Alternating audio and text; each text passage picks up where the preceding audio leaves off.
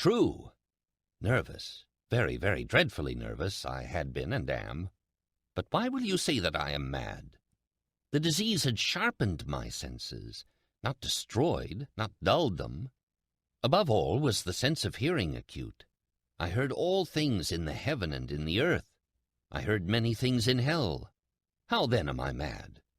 Hearken, and observe how healthily, how calmly I can tell you the whole story.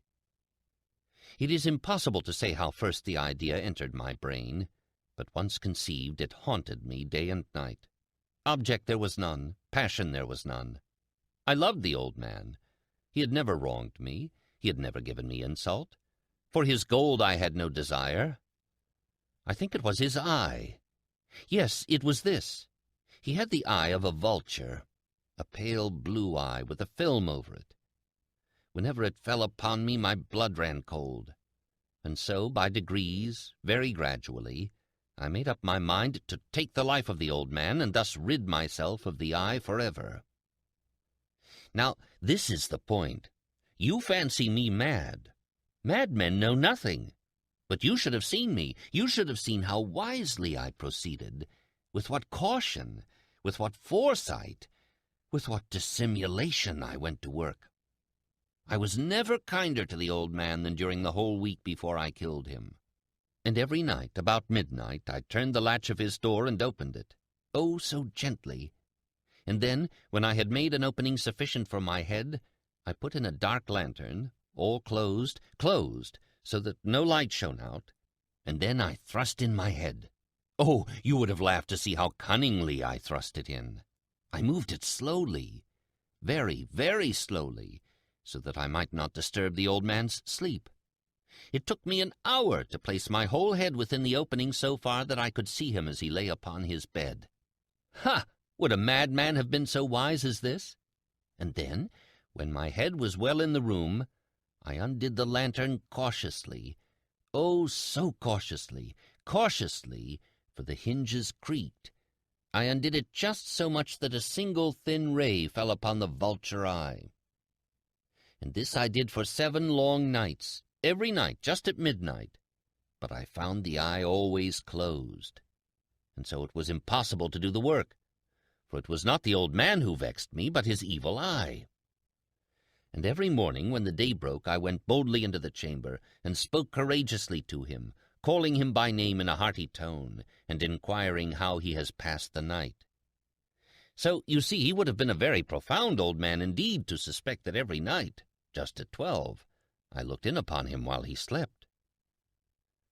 Upon the 8th night, I was more than usually cautious in opening the door. A watch's minute hand moves more quickly than did mine. Never before that night had I felt the extent of my own powers, of my sagacity. I could scarcely contain my feelings of triumph. To think that there I was, opening the door little by little, and he not even to dream of my secret deeds or thoughts. I fairly chuckled at the idea. And perhaps he heard me, for he moved on the bed suddenly, as if startled. Now you may think that I drew back, but no. His room was as black as pitch with the thick darkness, for the shutters were close fastened, through fear of robbers, and so I knew that he could not see the opening of the door, and I kept pushing it on, steadily, steadily. I had my head in and was about to open the lantern, when my thumb slipped upon the tin fastening, and the old man sprang up in bed, crying out, "Who's there?" I kept quite still and said nothing. For a whole hour I did not move a muscle. In the meantime I did not hear him lie down. He was still sitting up in the bed, listening, just as I have done, night after night, hearkening to the death watches in the wall. Presently I heard a slight groan, and I knew it was the groan of mortal terror. It was not a groan of pain or of grief. Oh, no. It was the low, stifled sound that arises from the bottom of the soul when overcharged with awe. I knew the sound well. Many a night, just at midnight when all the world slept, it has welled up from my own bosom, deepening with its dreadful echo the terrors that distracted me. I say I knew it well. I knew what the old man felt, and pitied him, although I chuckled at heart. I knew that he had been lying awake ever since the first slight noise when he had turned in the bed. His fears had been ever since growing upon him. He had been trying to fancy them causeless, and could not. He had been saying to himself, "It is nothing but the wind in the chimney. It is only a mouse crossing the floor," or "It is merely a cricket which has made a single chirp." Yes, he has been trying to comfort himself with these suppositions, but he had found all in vain, because death, in approaching him, had stalked with his black shadow before him and enveloped the victim. And it was the mournful influence of the unperceived shadow that caused him to feel, although he neither saw nor heard, to feel the presence of my head within the room. When I had waited a long time, very patiently, without hearing him lie down, I resolved to open a very, very little crevice in the lantern. So I opened it. You cannot imagine how stealthily, until, at length, a simple dim ray, like the thread of the spider, shot out from the crevice and fell full upon the vulture eye. It was open, wide, wide open, and I grew furious as I gazed upon it. I saw it with perfect distinctness, all a dull blue with a hideous veil over it that chilled the very marrow in my bones. But I could see nothing else of the old man's face or person, for I had directed the ray as if by instinct precisely upon the damned spot. And have I not told you that what you mistake for madness is but over-acuteness of the sense? Now, I say, there came to my ears a low, dull, quick sound, such as a watch makes when enveloped in cotton. I knew that sound well, too. It was the beating of the old man's heart. It increased my fury as the beating of a drum stimulates the soldier into courage. But even yet I refrained and kept still. I scarcely breathed. I held the lantern motionless. I tried how steadily I could maintain the ray upon the eye. Meantime the hellish tattoo of the heart increased. It grew quicker, and louder every instant. The old man's terror must have been extreme. It grew louder, I say, louder every moment. Do you mark me well? I have told you that I am nervous. So I am. And now at the dead hour of the night, amid the dreadful silence of that old house, so strange a noise as this excited me to uncontrollable terror. Yet for some minutes longer I refrained and stood still.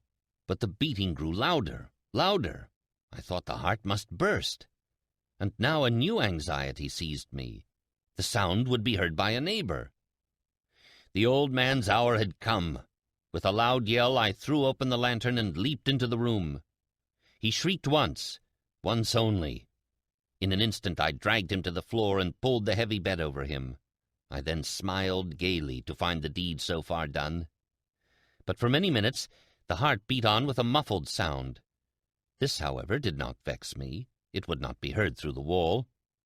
At length it ceased. The old man was dead. I removed the bed and examined the corpse. Yes, he was stone dead. I placed my hand upon the heart and held it there many minutes. There was no pulsation. He was stone dead. His eye would trouble me no more.